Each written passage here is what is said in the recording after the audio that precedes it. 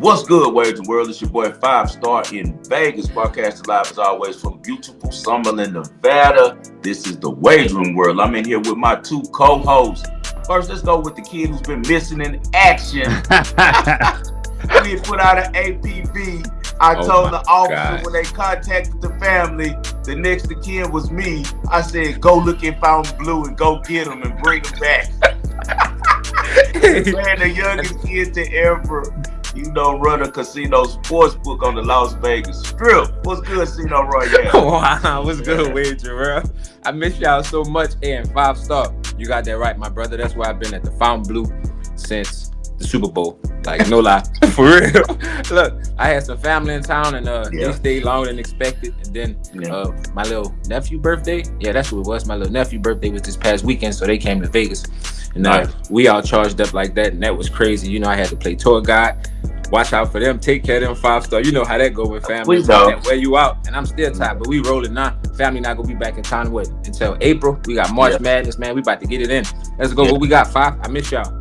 Yeah, miss you too, brother. You remember I pulled up on you a couple times and we ran to Kim folks. I love your family, man. Shout out to moms. I'm glad that they had a good time. And like you say, you always got to be a tour guide. That's why, man, it's only a couple people. And like you say, your family, of course, will be one of them that, man, I'm even answering the phone for when they come in town because it's the same thing. They want you to go everywhere. And I try to get them to understand, like, bro, I live here. This is my life. Like, I have work to do. I have kids to take care of. I can't come kick it with you. You on Vegas vacation, bro. Like, I'm not on that right now with you. And also the OG of the show, always here with me since day one, the only Sacramento Kings fan that I know. What's good, Spread Astaire? Man, I'm excited. I wasn't sure if I was going to be here today, and I'm excited because I want to talk about some of this stuff. Spread is closing on the deal. We all been praying for him to get everything wrapped up on the real estate that he's about to purchase. He's about to move out to the country and be a country boy in California. Yes, sir. Because I can't wait to go out there with him and go check it out, man. And best of luck with that. And so he's really dealing with a lot of stuff because a lot of people don't know Spread. Let them know how hard it is after purchasing that much of acreage, getting everything right as far as with just the sanitation. And people don't know these things. Yeah, and I didn't know either. So that's why it's been taking a lot too. I mean, it's not like just buying another house in another neighborhood in Sacramento, right? I mean, you're responsible for getting your own water, responsible for getting your own power. I got to get a propane tank set up there. So that's who I'm meeting with tomorrow, the propane company, and see if the tanks I got on property are going to be usable or if I need to buy some new ones. So there's a lot that goes into it, but it's definitely an adventure, and I'm excited to do it. I'm going to be out there sweating these games in solitude, right? And when they win, I'll celebrate, but when they lose, I'll just be able to go for a walk in the forest right outside. Yeah, you got too much acreage. We about to grow some of that Wagering World kush. That's what we're about to do out there with all that land. All right, man, let's jump into the past, Spread. What we got? All right, man. WTA Dubai just finished up, and we talked about it on our last episode, 5 star. There can be a lot of upsets in the second half of the 1,000, especially because they flip it every year. So when the Dubai, where they all want to hang out, is second, a lot of times we see some of the top people flame out, and that was the case when Clara Tauson beat Sabalenka, and then she took out Muhova to set up the final. Mira Andreeva beats Iga Swiatek, and Swiatek traditionally does really well on this swing. She takes it seriously, so that's a big win because she's not one of the ones that uses this as a vacation. She really circled this on her calendar. Big win for Mira there. Then she follows it up with a win over Rybakina, and these are some of the quicker hard courts on the whole tour. This is one of the quicker tournaments, so to beat those two back-to-back showed a lot. Then Andreeva won the final. She became the youngest Masters 1000. I'm going off the top of my head, but I believe it's 18 years since a 17-year-old won the last Masters 1000. And off the top of my head, I can't even remember who it would be. But now Andreeva hits Tauson. I see you said, can either of these young girls break in the top 10? I do believe Andreeva's ranked number 9 right now. Nice. So she's actually in the top 10, and Tauson's on her way if she can keep this up. And we talked about it before on this show. Tauson's always had the game. She's just got to stay healthy. But what did you see there? I'm pretty excited. One of the reasons I do like tennis is the quick turnover on the players, right? I know on the men's side, we had the big three that went into their late 30s, but that is a complete aberration. The way tennis is, these young women can come in the scene right off the bat and really make waves, which is exciting to see. Now, we've known about Andreeva for a while. I remember betting her when she was 14, 15 years old. But for her to get a win of this magnitude really cemented her name on the big stage, at least for us tennis fans. For the casuals, she'll have to do it at a Grand Slam. But for those of us who watch year-round, she's firmly entrenched now, and I think that she's got to be live at all these Grand Slam tournaments coming up. What did you see with that win? And what do you see for the future of Andreeva and Tauson, 5-star? I've really enjoyed the last 2 weeks of tennis, man. Not only on the women's side, also on the men's side.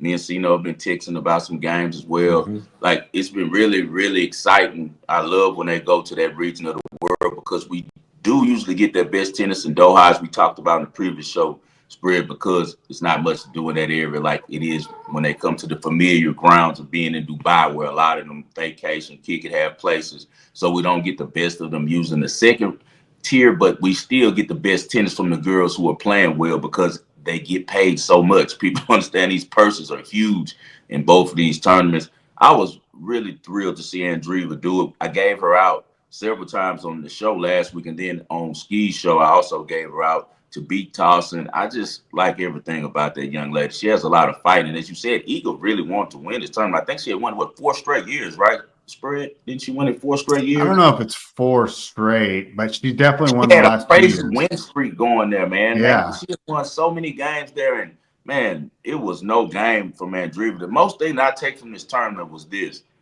Like you said, the men, they tend to, kind of control things a little bit longer, but it's a lot of turnover in women's tennis. We haven't seen since now, I think Serena, where it was just a dominant run. I guess you can consider Swiatek has had a mini dominant run, but I'd say she's kind of like in the same situation as Rafael, but hasn't done it as much. The great Nadal, and the fact that she's kind of labeled as a clay court person more than being able to be an all-surface type of play, even though she has won the U.S. Open, which was a surprise that year that she did win it.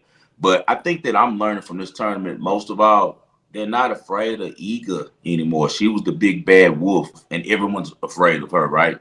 So Coco has never really brought fear, I think, to the whole tournament. I think people know that it's holes in her game. They feel like she's a phenomenal player, but they can beat her on the right day. Sabs was kind of getting into that big bad wolf territory at Swiatek, but as you saw in this tournament, there's some young girls who handled it pretty, well, including Tauson, who, as we said before, if she can stay healthy, she can actually be a top 10 player. I think she's really dangerous on hard court. She can make some noise at the U.S. Open and at the Australian Open. Just can she stay healthy? Really a big hitter. Andreeva, though, has a really bright future. I think she can be number one day. I think she has that type of future, that type of drive. Already 17 years old, and she's the face of Nike, in Russia. Also, pretty much becoming the face of tennis, especially with Rybakina now going through all the issues with her trainer. A really weird situation with that is everyone's trying to get him away from her. Much older than her, you could tell they had probably a intimate relationship going, like a lot of these coaches end up doing with these girls. That's why my daughter will not be being coached without me being there every time, just like Coco. His father's always present when she's getting coached, because you saw even Serena, she was messing with dude, what's his name, Marta Gula or whatever his name was. Yeah. They were dating. Like, they spend so much time with these guys, it happens.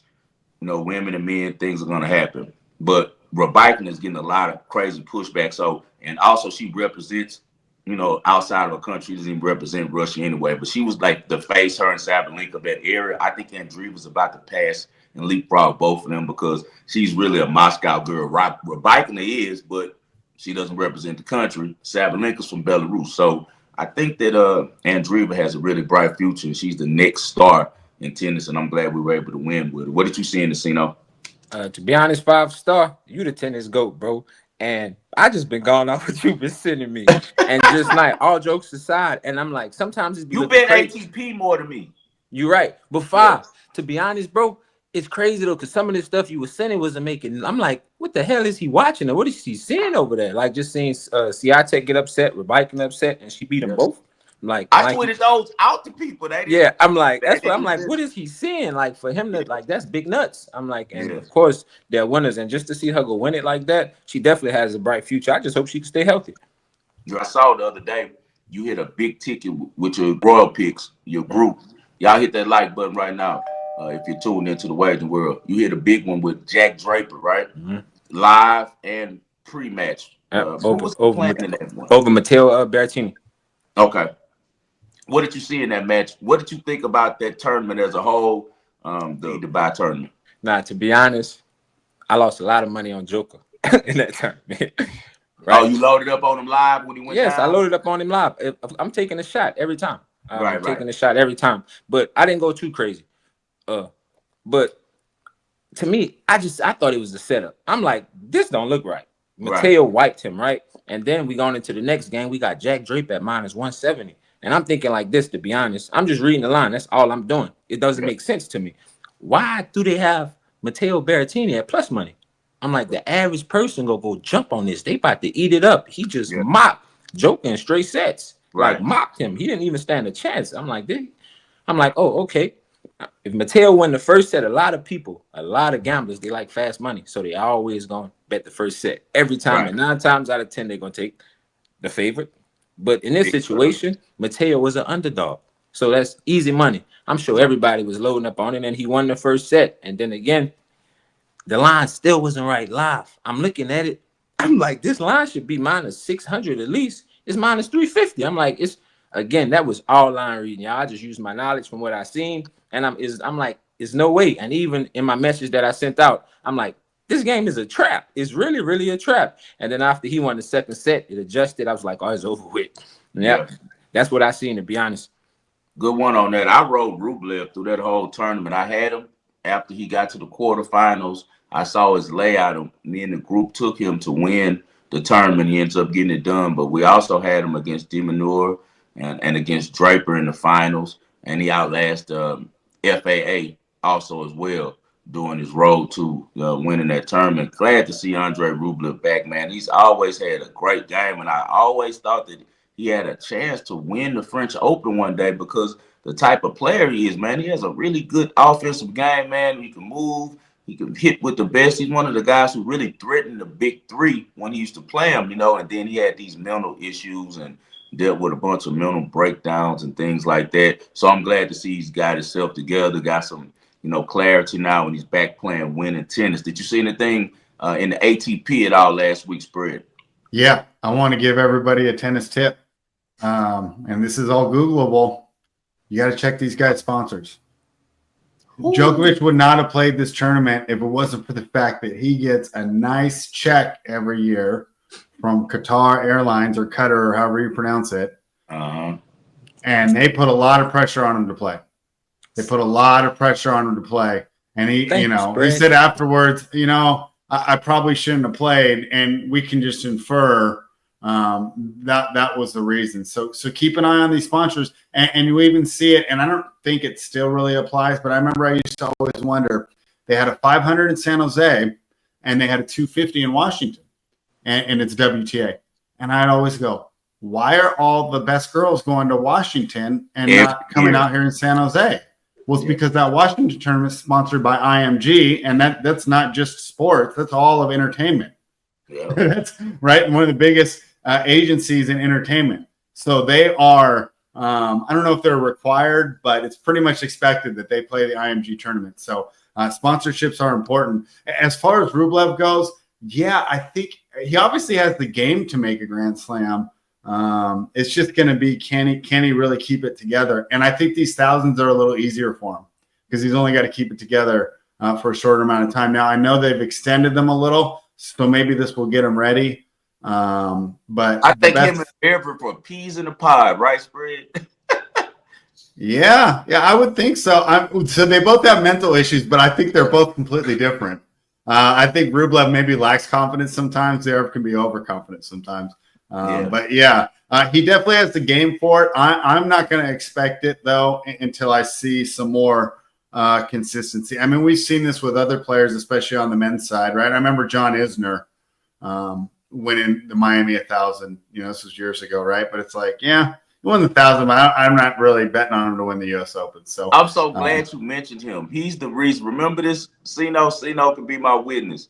William Hill was in Hooters at the time. It hadn't partnered with Caesars. Right off the trap. Isner is the reason why I'm the reason, and Isner, that they removed being able to bet total sets on their games. Because every time he went 7-6, and I would catch it live, right when it's like 1-0 or something, and I take 7-6 for it to go over 12.5 games or over 11.5 games, it'll be like plus 250.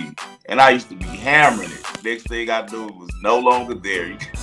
And to this day, you still, I think now that they combined with C's, they just put the overs over games in the sets back up now. But shout out John Isner, Georgia boy. You're the reason why we shut down Hooters, William Hill on the overs. We appreciate you, man. We made a lot of money with you. Quick last question about tennis before we get out of here. You know, it's various opinions of Nick Kyrgios. Our guy that comes on it all the time. Miles Davis tuned on tennis? Yeah. Tuned into tennis? Yeah, I got Miles that comes on from Tuned Into Tennis. He hates Kyrgios, right?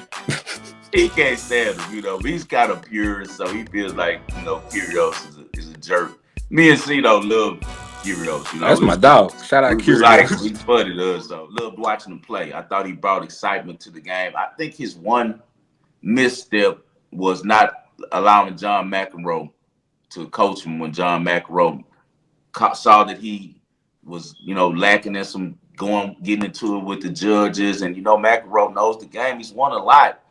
Been covering tennis, been a part of tennis since he's been alive. You know, like McEnroe and tennis are synonymous. I think that Kyrgios should have, you know, allowed himself to humble himself and say, you know what, I'm going to give Mac a chance. And I think his career would have ended up a lot different than it has. Now he's just on the mic and he's really good at that. But he's going really hard at Yannick Sinner about the suspensions. Some people say it's because the girl, Anna Kalinskaya, that they both used to date. I don't think so, because Nick has had several girlfriends since then. I'm sure she's had a boyfriend or two since then. But they did have a very public relationship and a very ugly breakup. Like, whatever he did to her, she was really upset with him and hates him now, right? So people are saying in the tennis community that maybe that's why he's going so hard. My personal opinion is that Nick Kyrgios feels like he could have won a major, been a better tennis player if he had cheated as well, and he took the straight narrow route and just played tennis. And he feels like it's unfair that Sinner is benefiting from taking these drugs, because as we know, as guys who cover this for real and know about sports and been a part of sports, steroids isn't to make you look good and muscular like how the bodybuilding guys do. Athletes use it for one reason and one reason only, and that's the reason why everybody thought Brady's might be on it and LeBron. It's about recovery, because as you get older, for instance, a month ago when I was out horse playing and fell on my hip on the concrete, I was hurt for a week and a half limping. When I was 16, I got hit like that every day at practice, and I just got right back up, didn't feel it. So they take these drugs in order to stay healthy, in order to be able to practice, you know, to perform. Sinner, as you know, is a very frail guy, super frail. And what was his thing? He was dealing with injuries a lot coming in as a young kid. That was the only thing that could derail him from being great, because he always was a great player even as a young boy. I think Nick is more ticked off that, hey, man, I could have did this too. You know, kind of like when they said that Griffey Jr. was sitting at the table with Barry Bonds. Remember that spread, that story? And Bonds tells him, like, I'm so tired of McGuire and these guys hitting his shine. We need to do some steroids too. And Griffey's like, hell no. You know, you didn't hear about that before? I do know that the McGuire chase was the reason he started doing it. Yeah, because he said these two guys have half the talent I do. Right. Yeah. That's what he said. He said that he told Griffey, like, let's do the same thing that Bonds and Sosa did, and you and I just battle each other because we know we're the best in the game. You know, they've known each other since they were kids. And they said Griffey was like, hell no, man. And I think it's more if he was like how we are, or at least not myself. I'm not putting strange shit in my body. That's just me. But whatever happened with that, my point was that I think Kyrgios took that stance on, like, nah, I'm going to just go out here and ball. Sinner's cheating. It's unfair that they giving him all these awards. I don't think he would have won Jack if he hadn't took these steroids. What's your opinion on that? We'll start with you, Sino.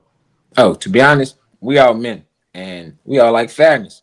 And I put myself in Nick Kyrgios' shoes. I feel played. And again, anytime I go to a sport, I bring it back to boxing.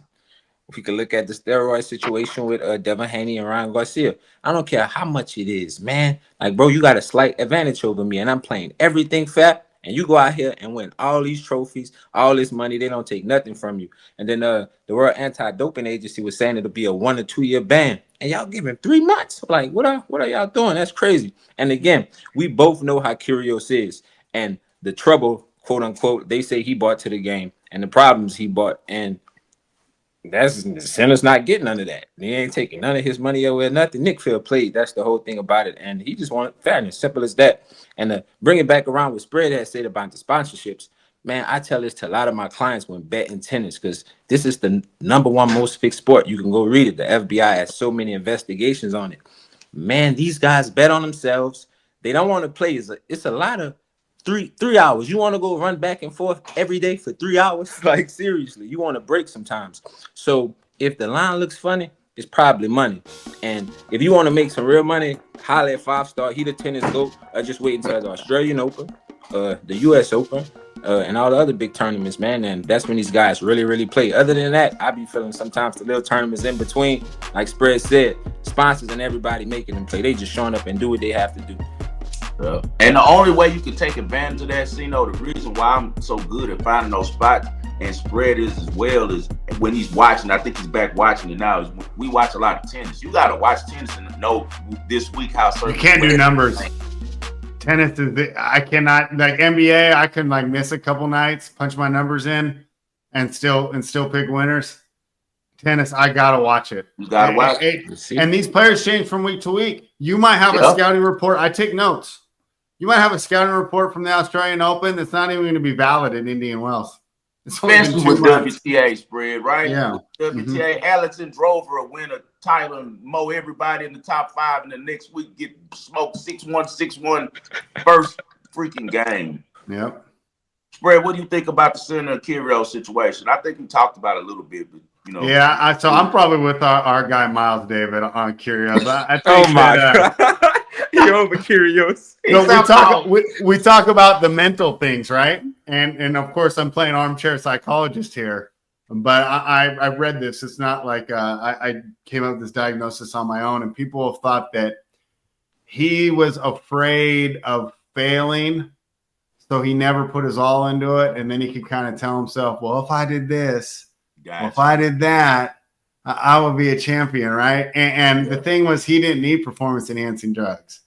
If he had half the work ethic of Nadal, he'd probably be a 1 or 2 time Grand Slam champion. So I think this is kind of manifestation of how he kind of views things and how he kind of protects his own ego for really knowing that he should have won a Grand Slam, right? Like David Goffin. I don't think that he goes to bed at night thinking, man, you know, I really squandered my talent, right? I mean, at 5'8", 120 pounds, Ian's bigger than him. Yeah, he did everything he could, right? And really maximize his career. And so sometimes I think that Kyrgios is always trying to rationalize why he didn't have as much success as his level of talent should.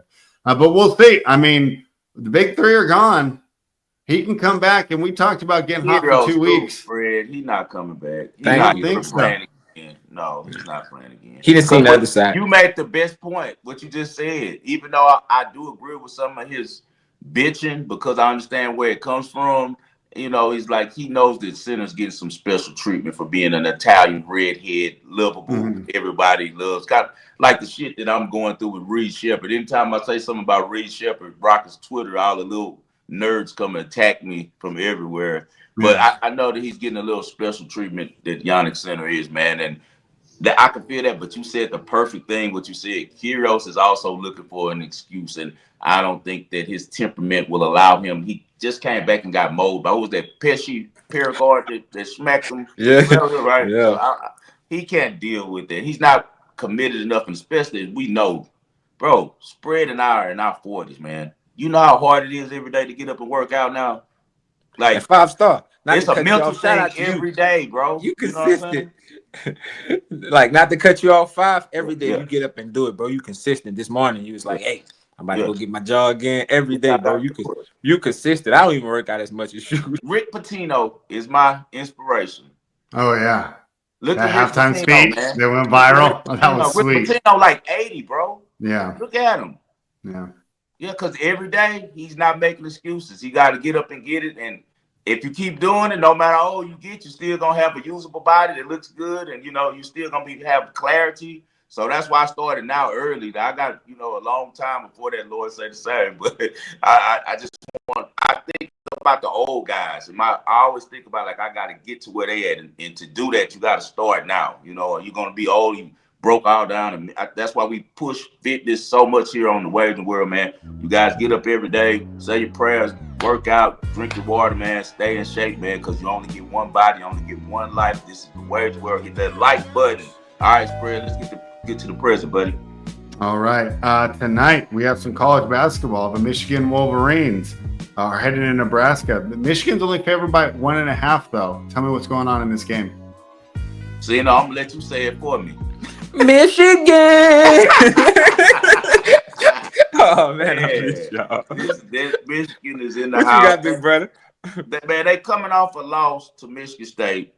They're a half a game behind Michigan State for the lead in the Big Ten. That don't really matter because nowadays, as we know, they're both going to the tournament. It's more seeding for the Big Ten tournament because, as I was telling Hakeem the other day, we were out, like, a great time is coming up, Wagering World. Great time for bettors on college basketball. Stop concentrating on March Madness.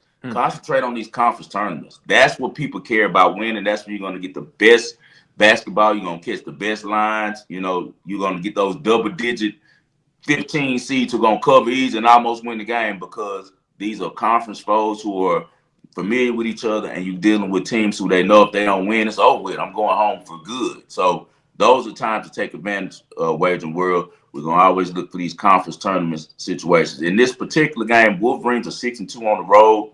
In their last 6 games, though, Michigan has not been shooting good, man. And they have some real shooters over there. I really like the kid Burnett. And they have the 2 big men, the 2 best big men probably in basketball, and the big guy Golden, the Russian who transferred from Florida Atlantic, came over there with his coach, Dusty May. And then they also have another big guy that's in Wolf, man. Danny Wolf is a different type of dude. 7 foot, can handle the ball. No-look passes and stuff. He's a different dude. Step backs and stuff, but he also gets on the board. He averages 10 rebounds per game. Nebraska's been really good at home this year. They're 10-3. They really need this win, though, because they're like on the bubble, man, of whether they're going to get it or not. They need another quad 1 win. This would be a big one. Nebraska's won the last 2 meetings, but that was under Juwan Howard. But they dominated Michigan, man, so they're really confident when they see Michigan coming into their stadium. They've won the last 2 games by an average of 17 points against them. Michigan has been terrible against the spread, 1-9. The last 10, if the line looks fun, it's probably money. So, I've got to roll with Nebraska at home. Who you like? Hey, 5-star, you right on that. You've been playing Nebraska a lot. You've been doing a lot. And even at home, if they down, at home, I like them a lot. They shoot really and good. even if they down at the half, you got to take them second half. And 5, you've been giving out a lot of free game on Twitter, man. So if y'all follow 5-star, man, y'all might not be needing us no more. 5, you got to slow down for real. The second half game in college basketball is real. Like, I don't know what the hell they do back there, but the adjustments and when them kids come out and play, Jesus Christ. And Nebraska is one of the teams. Matter of fact, it was a while back, 5, you gave out Nebraska as a free play. I gave them out first half. I lost. They come back and won the game still. I'm like, against the Huskies. Yeah, I'm scratching my head. You know how they got you? Because I looked at it and I almost played it, but we figured out they've been trapping on that. It's just some free game from the Wagering World. Remember, they had that plus half minus 120 on you. That's why you took that. Yeah, you got it. The juice. You got it. And again, with those lines, man, y'all, the books know how to make some money. That juice, that VIG, oh, man, keep the lights on for real, for real. So that minus 120, 125, whenever you're playing the normal spreads, is crazy. But 5, oh, my God, it don't make sense. Got to ride Nebraska. Like, it's like, and they slide. The line don't even make sense, but especially with Michigan 6-2 on the road. We know Michigan a better team. They're coming off a loss to Michigan State. It kind of reminds me of the same situation that occurred with Alabama. Remember, Alabama was coming off the loss to Auburn. They went to Missouri. Remember on the show here, Spread, we gave out Missouri. And Alabama, everybody was like, man, ain't no way they're going to lose 2 straight. They went and got smacked. So I think the same thing about to happen right here with Michigan. I think Nebraska finds a way to win this one. I think they go bang it out. Simple as that. Line super, super close. What's the total in the game? You got the total spread? I don't have it. I don't have it either, but I'll pull it up real quick right now. I pull it up real fast. 151.5. To me, I like the over. Yeah, I got 151.5 too. Yeah, both teams coming off a loss. Line look funny again. Ranked team against, come on, man, plus 1.5. 5-star with you on that. Hey, and if they down at the half, you have to take Nebraska. You have We've been run, and you know what? Last game it hit 2. It came back into 4. With the clients and I have been playing overs on the first half on Michigan. I'm gonna say they won like the first 10 went over. Then Jesus they lost Christ. 2 straight. But now they just went over again first half of Michigan State. So that's another one to keep your eye on. If it's 151, I'm gonna guess that the over first half probably 72 or something like that, 71 or something. So whatever. If you got anything under 75, I go over first half. Definitely have to take it. And again, if it don't go over first half, just take the over second half, double down on it. And I'm looking at the numbers in the last 10 games they played head up, the over went over 7 times. So it's 7-2-1. Like, again, and these teams right here both have to win. He's shooting threes like crazy. Let's go. We're gonna see. Move on to the next game. The Houston Cougars will head down to Texas Tech, take on the Red Raiders. I already know 5-star. I've watched the show long enough. We're taking Houston first half. The question for the people is, do we play the game? Do we play the total? What's going on here? You're shaking your head. No first half here? No, we're going to play the total. I'm even scared of the first half on this one spread. And the only reason why, man, they had a really heated game in Houston between Texas Tech and Houston. Grant McCaslin, their new coach, man, he was fired up on the sidelines. He was kind of going back and forth with with our great coach over there with the Cougars. And so the teams kind of were barking, and Texas Tech had a great comeback in that game, man. Ended up getting the game to overtime and ended up winning the game. And they covered on that one in the first half, man. And it was really tight. The over hit, which is rare in a Houston game. But Texas Tech, man, they play really up-tempo, really confident team, bro. Like, they're 8-2 on their last 10. They did have a terrible loss at TCU, but I think they're going to be really focused at home against the Cougars. I won't play it. I probably will end up playing the first half because, like I said, that's automatic bet for us, and you got to live with the results because through the whole season, if I bet them 40 times and they don't win the first half 5 times, who cares? But I'm going to be ticked if I miss the easy money because you're rarely going to get the Cougars first half on a pick. So, like you said, spreads, you probably do have to play it. I guarantee you, this is going to be one of those situations where they're going to probably have Houston -1, probably even money, and have Tech +1, -120 or something like that. And it means that Houston's probably going to pull a little slick one. But I won't be surprised if they allow Texas Tech to win this one. Houston is undefeated on the road. No, it's just the market is too lopsided. I know everyone thinks the Cougars are going to bounce back because they're a dominant team in the Big 12. They haven't lost on the road in the Big 12, I think, maybe in 2 seasons. So definitely a tough one, but the number is so funny, and usually when the line looks funny, it's money. So that means for me, it's a stay away because 1, it's my team. 2, is too close to call, So I would look for JT Toppins probably to go over on his points. That's Obi Toppins' little brother that plays for Texas Tech. He's been on fire. It's probably low, like 17.5, 15 or something. Maybe look at that, but like the spread said, we got to go automatic first half Cougars and deal with the results. Nobody playing. Thoughts on this game? Yeah, nobody playing better than Houston right now. Like, nobody. And again, this one of the lines that people probably be saying, "Oh, I'm a sharp," and you're gonna go and take Tech, especially the way they played against TCU. Great point. I had Tech that game, and boy, I was ready to break something. For real, I'm like, what they doing? And they still came back and won, but I didn't play the money line. But that's definitely how I feel about that game. 5-star. The whole wagering, I know you love Houston. You're going to be on your phone pressing that Houston button somewhere. Especially if you get some good value. I know you definitely going to jump on it. But if I was to take a side, I'm betting Houston. I have to. Nice. How many games they didn't win in a row? I know it's more than 5. You see, they hot right now, man. I'm not fading those Cougs. Like I said, they won 6 straight. They're 9-1 their last 10. The loss was to Texas Tech. Yeah, they might be fired up and blow them out. Thank you. I always care about the public. This is what I'm listening about today. And once again, we give you a bunch of this. Here's the conversation we have off air.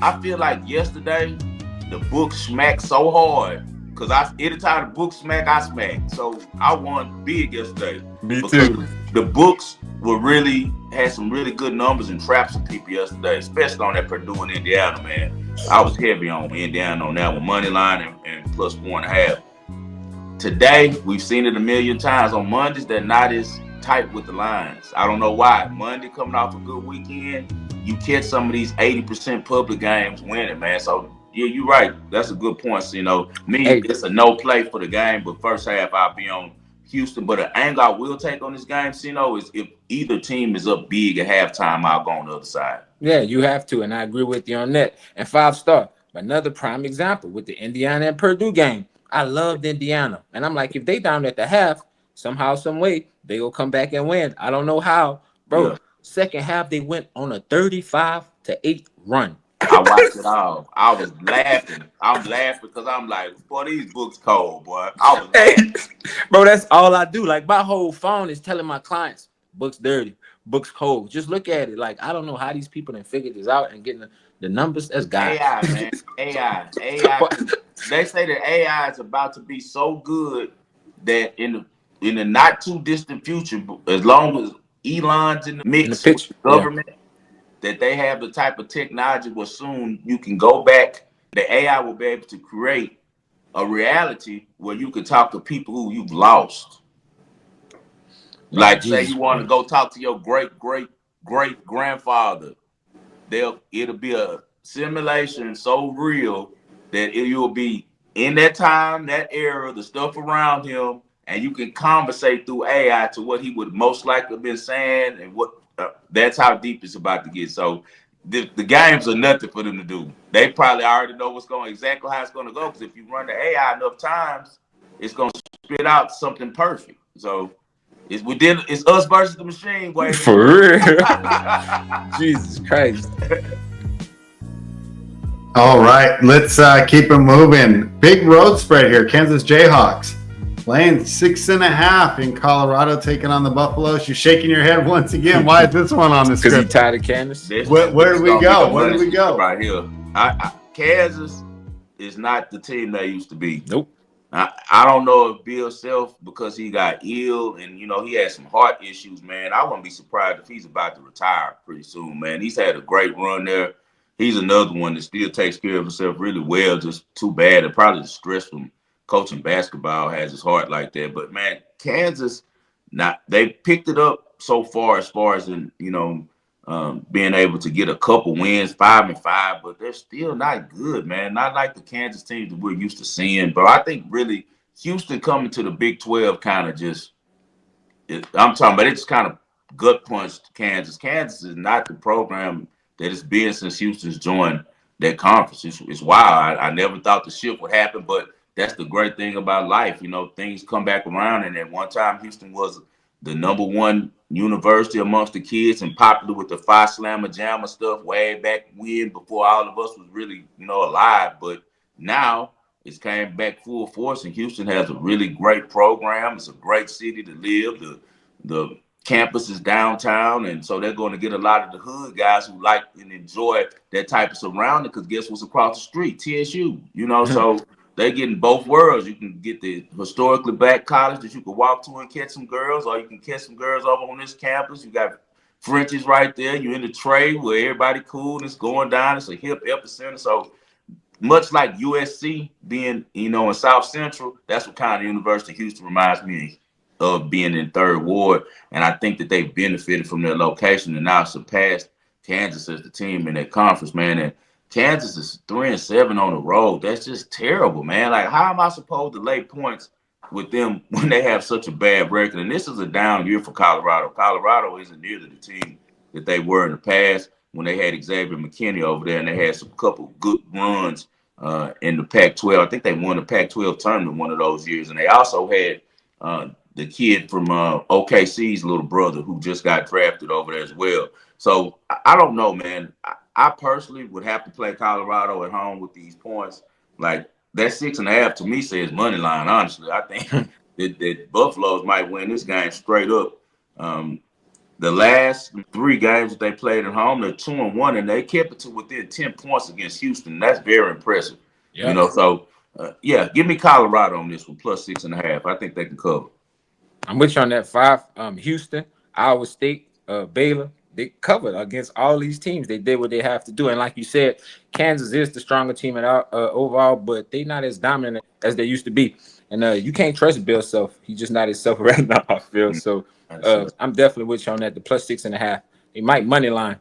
They got a lot of transfers over there who hadn't panned out. They had a kid that came over from Michigan as well, the big man, and he's fell all the way off. He's been in Yeah. school like 8 years. I don't know why he never went to the pros. I guess he's scared of that smoke. So AJ Starr. Store, yeah, Store. Yeah. Store was balling in Wisconsin, man. I don't know what happened to him, but yeah, we take those points. Let's get to the NBA spread. All right, first game on the docket that we are going to talk about in the NBA tonight. The Los Angeles Clippers are on the road taking on the Detroit Pistons. 5-star, this line has moved a little bit with the news. I was not surprised to see Kawhi Leonard out there, but Norman Powell's out as well. And, Norman Powell's not a big name NBA star, but for those of us who are in the weeds and really watching this regular season, we know how key he's been as that second scorer behind Harden here in this offense. So I think that's a big loss. It moved the line about 1.5 points. Cade Cunningham's really coming to his own this year. He's been the story of the Detroit Pistons. And of course, Amen Thompson, or Ausar Thompson. You guys have Amen. Ausar Thompson has been excellent for this team here. So Detroit catching one at home. Boy, with that Powell news, I kind of like the Pistons here, but I didn't get involved, man. And then, Sino, I got a question for you after the game just about the Ben Simmons edition. Yeah, we'll go to you, Sino. Talk to me about where you're starting this game, and then real quick at the end, man, I think this is the best possible landing spot for Ben Simmons. Now, he's out tonight, but I think if he can't make it work under Ty Lue, time to head back to Instagram or whatever else he was doing, because this is the perfect situation for him. And he knows it's the perfect situation for him. He finally shooting the basketball. Like in the game I seen him play, I can't remember the amount of assists he had, but he didn't look like the old Ben Simmons, like that was in Philadelphia and Brooklyn. He looked like Ben Simmons that was in college. Like, and the confidence there, he back in LA too. Like, you around, where you want to be. When players get there, look, Jimmy Butler, he's smiling like crazy right now. I'm in a whole different environment, close to home. Let's get it in. But both teams coming up off a back-to-back, and Cade Cunningham is sizzling hot. He was even saying that in his interview last night.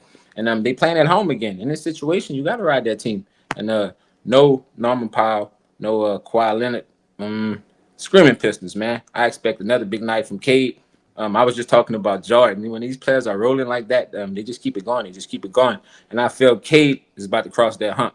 A lot of people, they talk about Shea, SGA, but Cade is he up there with those players. So we ride the Pistons tonight. Let's take the +1 at home. I'm with you there. If I had to get involved, I'm on Detroit. Who do you like in this one, 5-star? Man, Pistons been good. They won 6 straight. They're 8-2 straight up. And in those last 10 games that they're 8-2, they're also 8-2 against the spread, which is really good, right? So they've been hooping, man. I was a big Cade Cunningham guy when he was at Oklahoma State. I wanted the Rocks to get him. He didn't end up falling in our hands. We lost to the Pistons for the number 1 pick. We ended up getting Jalen Green at number 2, which I cannot be mad at. But I always thought that Cade would pop a little bit faster than Jalen just because stronger body, completely different game. Cade's mid-range game is special. He's one of those guys that's like SGA that he's got the size and the strength to get to his spot, and he's shooting a free throw, and he shoots 90%. So, he's mastered his game. His game was already mature when he was in college. He just was dealing with injuries, and I didn't know if he was going to really take on to being in Detroit, which, as we know, Spread was one of the greatest franchises in the NBA, but kind of had a fall off in some years down. So I didn't know how he was going to adjust to living there because, let's be real, Detroit isn't the Detroit that it was back when Isaiah and those guys was living there when it was a full-fledged, city. Now it's went through some tough times. I haven't been there in years, so I don't know if they've rebuilt it back up. But the last time I was there, they had the area by Ford Field.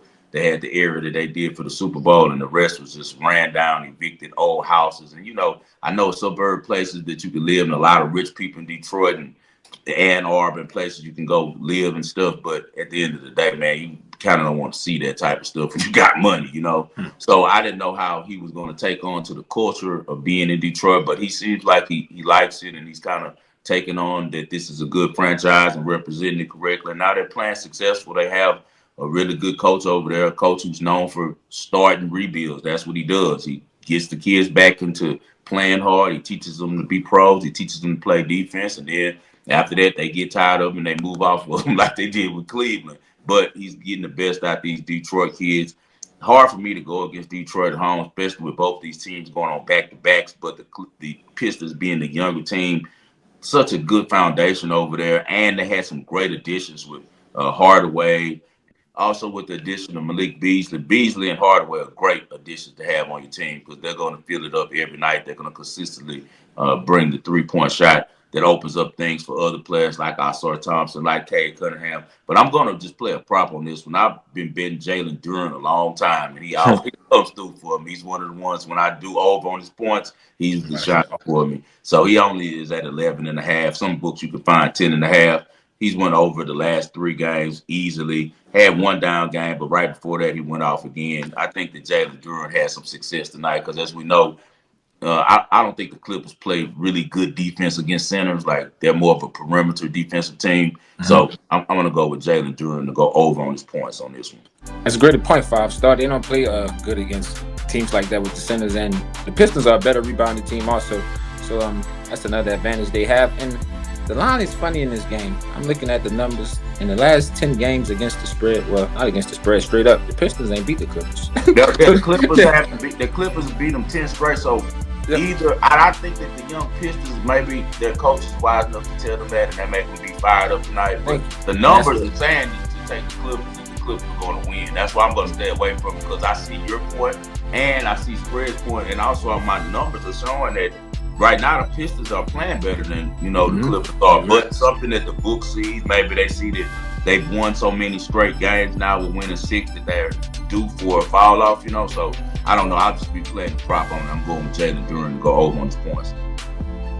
Let's dive into the Denver Nuggets coming off that disappointing loss to the Los Angeles Lakers at home. Now they hit the road with a chance to bounce back against the high-flying Indiana Pacers. Pacers love to get up and down the court. Total here is 246. Usually Pacers are the highest game on the board. See the Pacers Bulls, right? And then Denver's laying 4.5 here. I see Murray and Gordon both as game-time decisions. And we have T.J. McConnell on the other side. That doesn't mean a lot here. What do you think? The Nuggets bounce back? What do you think, Sino? Yes, they have to. And again, that game was set up, I believe. The NBA, Adam Silver, they know what they're doing. Denver Nuggets on a 9-game win streak. I was telling this to one of my people. It was like, oh, your Lakers won. I was like, that's a no-brainer. I knew they was going to win this game. I lost all my money on the goddamn Utah Jazz when I was betting on them. I'm like, this game is going to be national televised. Denver Nuggets on a 9-game win streak. The Lakers are about to come out and money line them. Luka went crazy. Rui went crazy. Everybody went crazy. Reeves, LeBron, they got embarrassed on national television. I feel the Denver Nuggets about to come into Indiana and do what they have to do. Miles Turner, he don't have the same trench to challenge Joker for the entire game. He about to. It's Joker, the best player in the world right now. Denver Nuggets minus 4.5. All right, Sino's liking the road favorite. What do you got, 5-star? This one right here is going to be a good one. Oh man, I'm looking at these totals. I'm like, it's no way they 245, but shit, they be going right over, bro. We play a lot of Pacers right over. around 240. That's you bet that under, and you watch the Pacers, and they get the line to get over. They get shots up before the half court line. You gotta get past the half court by 16, or you lose the ball. They get a shot up before 16. Forget getting past half court. I mean, they the real 7 seconds or less. Man, it's crazy to see the Rick Carlisle plays this type of way. Seriously, I like it though, because you're not forcing, and we always hate this when coaches do this. They force their system onto players that aren't fitting. Right. I know this ain't a system. I know he's not comfortable. No, it is now. That's what I was saying. Is Rick Carlisle, because now think about it, he's been doing it a while now. Spread. They could have drafted different and rebuilt the team in the mode that he wanted to do in Dallas and how he played in Dallas. But since he's got there, man, they started up tempo, and it seemed like that's his style. I kind of like Thibodeau. Thibodeau's more of an offensive team now. They don't Mm-hmm. concentrate as much on defense. Maybe just being wise enough to see where the league's going, So I was just looking like, man, I got to think the under on this one just because of You better not. You don't think the Nuggets can play some defense off a loss? You better not take the under right here, man. The Indiana. Even if they hold them to like 43% from the field, it could still go over because they just jack them up so fast. See, I don't keep up with pace like you guys do. So you guys know pace and all of that dude, stuff. It's nuts. And I'm the same way as you, 5-star.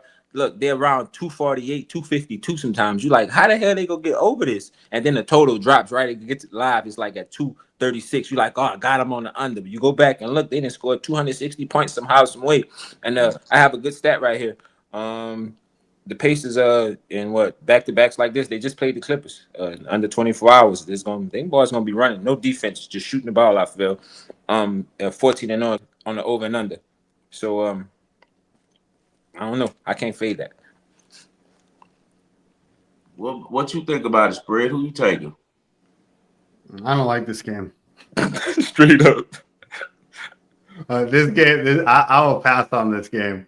I want to take Denver, but I just know the NBA. You don't make a lot of money laying points on the road.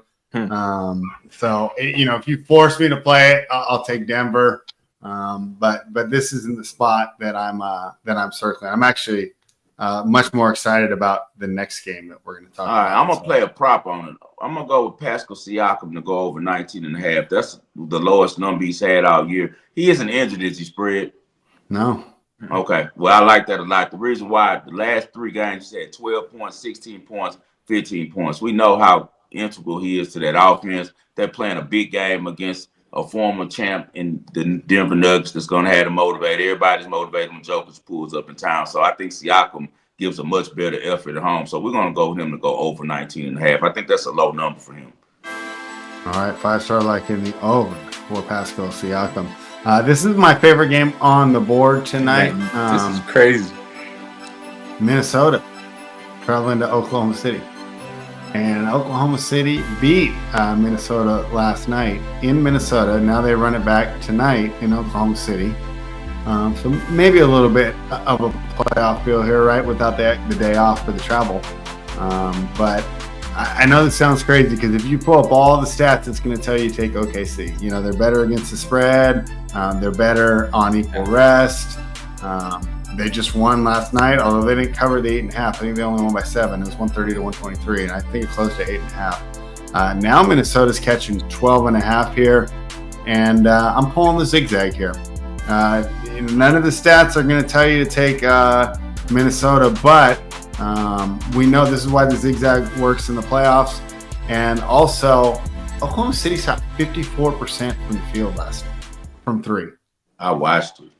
54% from 3. I just don't think they can duplicate that, even if they're at home. And if you watched it, you saw how integral what Chet Holmgren was, right? And since he's coming back, he played last night. He's going to be out tonight. So I'm going to go, these are tough bets to make, right? You just watched them get smoked last night, but I'm taking the Timberwolves plus 12.5. Who do you like in this one, 5-star? On this one, I'm going to go first half on Timberwolves. OKC's turned to one of those teams that they just turned it on in the fourth quarter and smoked teams. They just did it last night to the T-Wolves. They played with their food the whole game, and then they let SGA rest for like 8 minutes. They were down 5 points. He came in, they were up 10 points in like about 10 minutes. I'm not bullshitting. I was like, wow. Like, it's a confidence. He says the aura that he gives that team. When he out there, everybody's making threes. They want to make sure that they don't let him down. So SGA is having a magical season. I'm actually talking to my homeboy Junior. Shout out Junior. That's one of my good friends. Sino met Junior before. Junior is he's from Oklahoma City, but now he works for the University of Oklahoma. He's one of their chefs. Good dude. We grew up, doing some different things together back in the game. He's a good friend of mine. He's at every OKC game. He's been a season ticket holder for many years, and man, he's saying that it's their year. And I was telling him I think the SGA is going to have a Harden type year where he wins the MVP, but they don't win the championship. But they are a really good team, man. As far as the Timberwolves growing, they're just getting the team ready to really compete the next 2-3 years and help Ant. That's why they play in a lot of young guys. And those young guys are really good. They play Dillingham. They play Clark, who a lot of people forgot about at UCLA. He's a really good player. And, of course, they got my boy Terrence Shannon from Illinois, who's going to be, I feel like, his main running mate, who's going to be able to really help Ant as the future goes about. They're going to have to figure out what they're going to do at the power forward position, though, because we know that Julius Randle probably will not work there long term. So hopefully they get a couple more pieces. I think that the Timberwolves, when they got rid of Cat, they kind of already set Ant down and let him know. And Ant's a real wise kid raised by his grandfather. So he kind of knows that this year might not be my time. Let's just build camaraderie and let's move on into, getting ready for next year. Him going to Georgia says a lot to me about the type of guy he is, because Georgia wasn't a perennial basketball school at all, but he didn't care to go there and try to put the program on his back, being the number one player in the country. So him going to Minnesota, he's perfect for that situation over there, helping them build and being patient, and also being at a team that's, not really popular without him. So that's one thing to look at.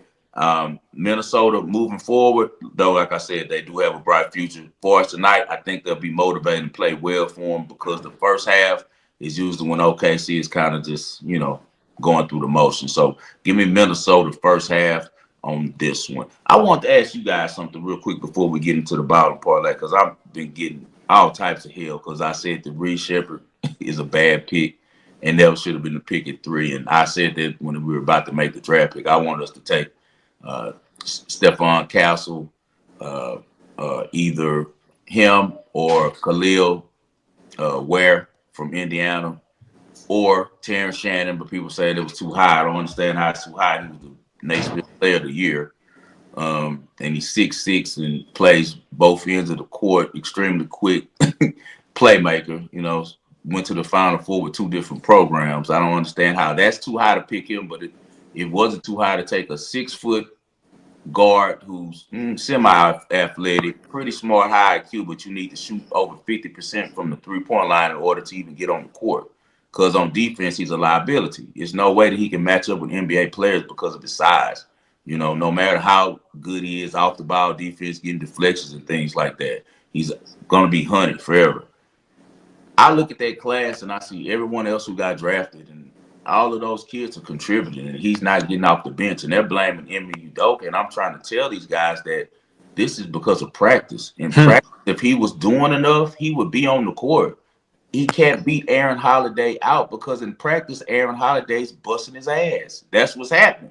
If he wasn't, they drafted him to be getting time. Every other rookie in that class is getting time. I just talked about 2 guys over there in Minnesota who are getting plenty PT. His old backcourt mate, Dillingham, and also, as I said, Terrence Shannon. And then you look at Khalil Ware over in Miami. He's a starter for the Heat right now. You look at Castle. He's a big part of what they're doing in San Antonio. What do you think, Spread, about that draft class? Did the Rockets fumble the ball by drafting Reed Shepherd? I think it's way too early to tell. And I think the biggest change, if you made me sports czar and I could change the NBA, I wouldn't let these guys come out till they're seniors, just like the NFL. He should be a sophomore in college this year. And he's definitely. Know why he came out early.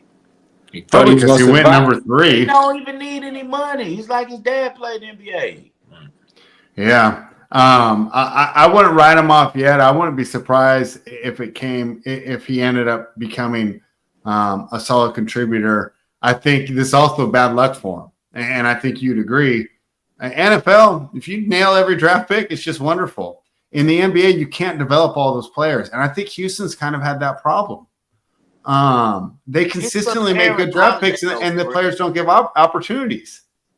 He would be playing if Aaron Holiday wasn't playing better than him. That's right. Like, but I'm just saying, at 20 years old, I'm not saying he doesn't have a future in the league. Yeah, I'm not saying he watched it all. Yeah. I just said that look at the other guys who got drafted and how they're contributing, and look that he's not contributing, and that troubles me as a number 3 pick. To be fair, it's a lot easier to crack that Spurs lineup than Houston, though. Right? The Spurs don't have a lot of depth. If Castle was with the Rockets, he would be in the game, getting playing time. Believe that, because Udoka loves. I agree with that. Yeah, he loves guys that play hard. So I don't think that's it. It's just, and like I said, Reed, please don't think that it's a personal thing. I think he's a phenomenal kid. I think he's a nice guy. I rooted for him in Kentucky because I like Kentucky basketball. So I rooted for him over there. It's just that some reason the Rockets are cursed when it comes to that. We the only team that every Kentucky Wildcat guard works except for the ones we draft.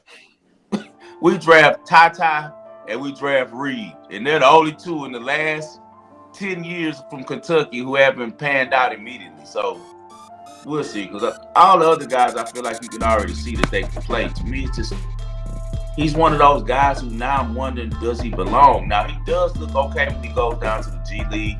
He looks great in Summer League. Summer League, yeah, that's what I wanted to bring up. But I don't know, man, if he's going to be able to be worth the number 3 pick. I just feel like he was a second round pick, in my opinion. Just his type of talent, to me, is something that you could find in free agency. They said they were looking for shooting. You can find shooting in free agency.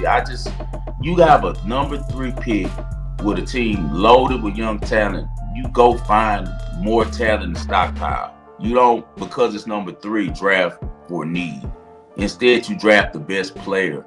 And the best player was clearly Castle or Khalil Ware, even Zach Edey. So I just didn't think that he was worth a number 3 pick. And I think he's kind of showing now, in my opinion, just because he can't get on the court. All the other guys who have been drafted, even on teams like the Timberwolves, who are a playoff team coming back, they got 2 rookies still getting PT.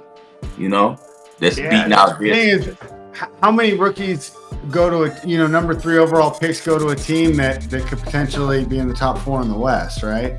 And thank you. I think it just makes it a lot tougher. Because we can't afford to let you play through your mistakes. Thank you. Down in San Antonio, you can but play I feel like our whole team's playing through mistakes right now. Man, Thompson and Jay, but they are but they're doing so much other stuff to where they you can can make the absorb playoffs. it. They got a chance to make the playoffs right now. And not only make the playoffs, they could be hosting the first round or maybe even the first 2 rounds. Yeah, they're gonna make the playoffs. And why would you throw Reed Shepherd in out? He just, like you said, bro, it's his first season. Like in the NBA, man, we can't beat him up like that. And in Summer League, he did what he had to do. To be honest, I just feel the kid is different. That league different. Everybody talk about they could play in the NBA. Wow. Man, when you get on that floor, that's the best athletes in the world. For real. And I just feel he's still young. His confidence might not be. You got to get his confidence on. There you go, man. You got to get you was playing against other people in Summer League. He was shining. He can shoot the leather off the ball. I watched him in Kentucky. Yeah, man. And I feel where you coming though. Like he just come there and you just like what y'all doing? I feel the Houston, that young team, man, they putting the right pieces together. Shout out Reed, man. We're gonna give Reed a chance right here on the Wagering World, man. 5. He just seen some other stuff right now. Okay, so my 2 co-hosts, they've said it. All right, so they outvoted me. Now we're gonna give Reed Shepherd 2 more seasons. Okay. Yeah, I would say that. Give him 2. I don't even know if he'll be that influential next year. I'll give him 2. He gets 2. That's why I say 2 more. Yeah. Because ultimately he was supposed to be in the backcourt next to our men, so that now when our men is playmaking, I got a guy who can play point and who can take our men off the ball, or when he's playmaking, he can kick it, and he's a spot-up shooter, which we know Reed is. Reed can do both. He's a very, far as in tools, he's white Curry. Everybody knows that. That's what I call him. Like, he's white Steph Curry. Like, he can do everything on the court. I've seen him do it. I've seen him no look. I've seen him dunk on people and everything at his height. He's extremely talented. Maybe it's Udoka. You know what? It's your fault, Udoka. I think Udoka's doing the right thing, though. He's making him earn his minutes. I think so also. Okay. All right, because he's sitting there and he's going to coach behind and he goes, can you lock him up like this? This is my problem with Udoka. I think he takes guys' confidence, too. He loves our men because he know our men are dogs. So he don't give him hell like he give Jalen. He give all the ones with that little kind of, soft little attitude. Oh, he give him hell. He don't baby him, and which is good in some ways, but also you can't mash them into like now where they don't believe in themselves. And I hope he haven't took Reed's confidence, So we'll see though. Like I said, I'm an avid Rockets fan, so I just want us to do the best and make the best decisions. That's my whole thing. And I just feel like it was another player who could have contributed right now. But if you guys say Reed's the guy, then I'm trusting you guys. Yeah, and we'll see. But like I said, we got to go. And boy, the NBA, I don't know how they can do it now. I think it's hard to put the toothpaste back in the tube. But I think that's another reason all these injuries are coming out. It's too young to be playing 82 games. What? No. Hey, look, T-Mac just went viral, right? It's a big post. T-Mac just went viral. He was telling the streamer that he was still young at the age of 23. And the streamer go ask T-Mac, what you was doing at the age of, 24. He was like, what you was doing at the age of 24? T-Mac was like averaging 30. So I'm like, that was a crazy comeback. So what I did was I went find the players at the age of 23 and all shooting guards, and I posted their stats. Man, Michael Jordan was playing 82 games.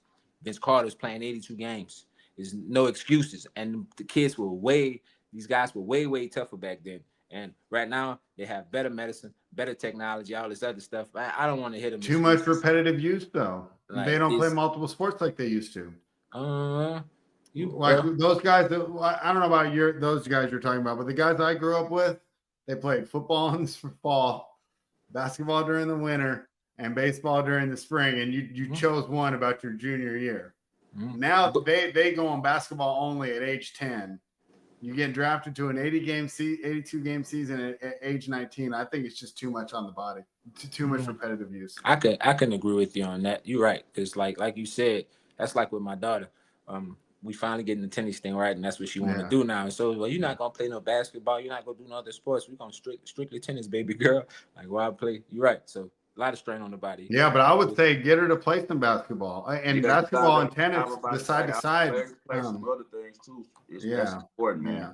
The baseball, the same way you turn on that. Same way you pivot on your back foot is going to be the same. I think you get a lot from playing multiple sports. Multiple sports. You're right. It's good for the body. And you don't overwork those same ligaments. You remember when we were coming up, you played every sport, whatever the season was. And I think that a lot of kids. Even track and field, like.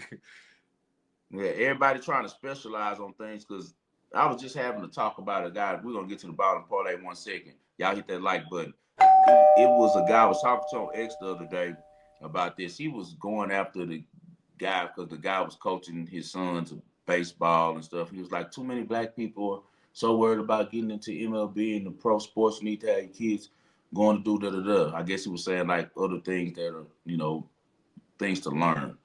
And I was telling him like, man, you're tripping because sports is way bigger than just going professional. I didn't go to the pros, and sports did so much of my life. It's ridiculous, man, because it teaches you dedication. It teaches you discipline. It teaches you camaraderie. It teaches you how to deal with different cultures, people from different places. It teaches so much. I think that music and sports have done more for race relations than anything in the world, and not from everybody going pro. It's just from being a teammate to someone and learn how to deal with others. And some of these coaches become, father figures for these guys. Like they become their fathers in some situations for guys who don't have it. So it's a lot of good things that come from sport. And we're not going to even mention something that Spread always reinforces on here. Just the fitness aspect about getting up off the couch and doing something. So guys, you don't have to go pro in a sport. We talk about the specialization stuff. Stop thinking about living your dreams through your kids. If you want to be a basketball star and your kid likes basketball, cool. But don't have them year-round playing on a mission for something that doesn't even matter, man. Like money at the end of the day does not matter. What matters is the time you're spending with them. So the specialization stuff comes from guys just wanting too much for their kids to be pros, man. Sometimes just enjoy your time with the kids and take sports for what it's for, fitness. Yeah, I agree. And I know multiple people that say they probably wouldn't have even tried in high school, but they wanted to make sure they were still eligible for their football team. Right. I went to class because I wasn't going to miss the game. Right. I don't know how it was for you. We had to have at least a 2.0. Yep. You can be out there. I think it was a 2. It was either might have been a 1.5. I don't know. Yeah. I wasn't nowhere near that. I had make it easy for the athlete. I made straight A's in school. All right, let's do the Ball and Parlay. I already gave mine out, but I'll just remind you guys one more time. I do like the T-Wolves tonight on the zigzag to bounce back and expect to see some 3-point shooting regression from the Thunder. So I'm taking the T-Wolves plus the point. What you got, Sino? I gave mine out also already. I'm rolling with Nebraska. Michigan is 0-15 against the spread since last year, coming off an 8-point loss when not an 8-point plus home dog. So Nebraska, the line look funny. It's probably money. That's right. You already Yeah, know. for us 5-star. You already know. There's so much tennis on. I'm in heaven. It's more tennis. I told y'all. It's so much Y'all want some tennis, tennis? Follow the GOAT. Look, and then they got our favorite little hit zone, and that's the 250s, where you got all of these different girls who are about the same, and they got bad numbers on them. So we're gonna see if we can take advantage of it. First, we're gonna take Magna Linyet, the Polish girl. She's gonna be going to Mexico. No, is it Mexico? Yeah, Merida, Mexico, and she'll be facing Coach-Retta. Coach-Retta is a really up and down girl, very emotional young lady. I think that Linyet has too much in the game for her. She won't be able to break her easily, and Linyet will be able to get to Coach-Retta serve some. So give me Linyet at -128. And then our second play, we're going to give old Sloan a chance. Sloan has been pretty good in Mexico. She hasn't played in a while, but she's facing off against Petra Martic. Petra Martic used to be a pretty good player. She plays in some tournaments now at the lower level, but she's not nearly the player that she used to be years ago. They got Sloan at +140 right here. I know Sloan has lost a lot of matches in a row, but she'll be confident against Martic because she's won all 3 times that she's faced her. Martic had some wins, but they've all been lower level, man. She had one upset victory over Evanescence. And besides that, she's just been losing to a bunch of lower level girls. I think that Sloan coming into the new season, she struggled, been losing everything that she played, but she needs to win. I think she'll get one in Mexico. So Sloan Stevens at +140 as well. So that's Sloan Stevens +140. And I actually got one more. It's so sweet right now. I'm going to give out Tatiana Maria too. Bondar cannot be trusted. Anna Bondar is too reckless with her forehand. She commits too many errors. Tatiana Maria is one of those players that's just going to get on your nerves, slicing you to death, making you get the ball back over the net. And I think that Bondar will try to go for too many winners and commit too many errors. So that's a three pick. You can put them all together. You can run them straight and parlay. They all small numbers. Tatiana Maria at -117. We got Sloan Stevens at +140. And then, as I said before, Magna Linyet at -128. WTA, all of these matches will be on Tuesday morning, so you guys got plenty of time to get them. All right, there you have it for us. We will be back real soon. Final words, Sino. Oh man, again, follow Sino on Twitter. I've been cutting up real bad in the Raw group.